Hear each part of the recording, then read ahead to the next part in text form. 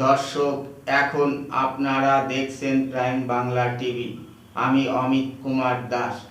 দর্শক, বিশাল ধামাকা, শুভেন্দুর রামনবমীর বিশাল র্যালি, বিশাল জনসমাগম, বিশাল সমাবেশ, বিরাট আয়োজন।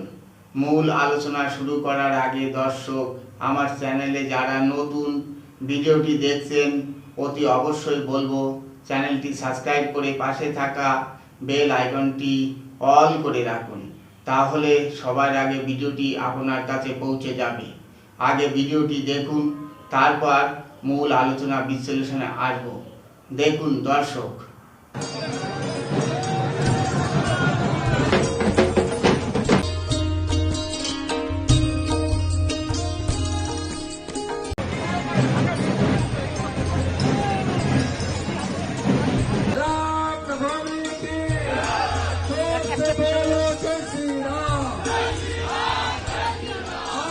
দর্শক, শুভেন্দু অধিকারী একদম কাঁপিয়ে দিলেন, ভবানীপুর নাড়িয়ে দিলেন।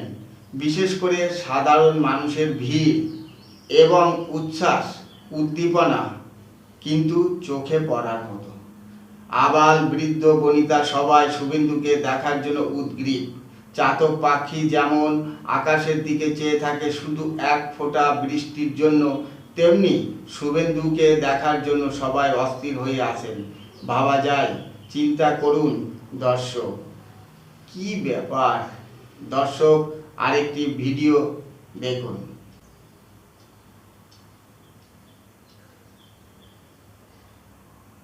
দেখা যাচ্ছে ফিরহাদ হাকিম দিদির হয়ে ভবানীপুরে ভোট প্রচার করছে, অথচ হিন্দুদের এত বড় একটা অনুষ্ঠান রামনবমী, সেখানে মমতার দেখা নেই।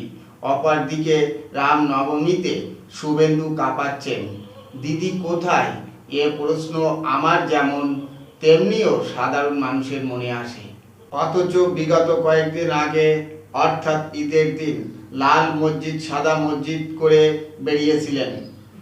আমার আপনার এবং সবার মনে প্রশ্ন জাগে, হিন্দু হয়ে রামনবমীর অনুষ্ঠান করতে অসুবিধা কি?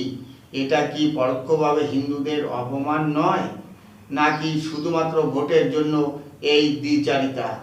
যদি তাই হয়, শুধু ভোট ব্যাংকের জন্য এবং চেয়ার টিকিয়ে রাখার জন্য নিজ ধর্মকে ছোট করা, যিনি নিজ ধর্মকে ছোট করেন তিনি আবার অন্য ধর্মকে কতটুকু ভালোবাসতে পারেন, এটা সাধারণ মানুষের জিজ্ঞাসা। তাই এখন সবাইকে ভাবতে হবে, কে হিন্দুদের বেশি প্রাধান্য দেয়, কে দেয় না, কে হিন্দু সমাজের জন্য কাজ করবে, কে করবে না, কে হিন্দুদের প্রতিটি অনুষ্ঠানের সঙ্গে একাত্মতা ঘোষণা করেন, কে করেন না। পরিশেষে বলবো, কে সব সময় হিন্দুদের পাশে থাকেন, কে থাকেন না, পশ্চিমবঙ্গবাসীকে এখন ভাবতে হবে।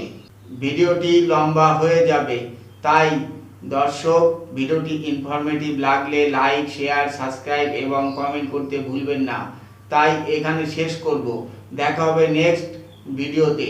প্রাইম বাংলা টিভিকে সময় দেওয়ার জন্য ধন্যবাদ। ভালো থাকবেন, সুস্থ থাকবেন, শুভকামনা রইল।